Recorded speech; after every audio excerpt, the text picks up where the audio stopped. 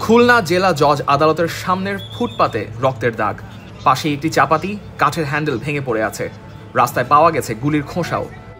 জেলা জজ আদালতের সামনে গুলি করে এবং চাপাতি দিয়ে কোপানোর ঘটনায় মৃত্যু হয়েছে দুজনের। ঘটনাটি নিশ্চিত করেছেন খুলনা মহানগর পুলিশ।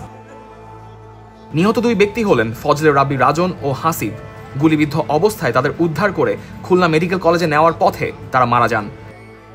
হাসপাতাল কর্তৃপক্ষ জানায় তাদের শরীরে একাধিক গুলির চিহ্ন রয়েছে।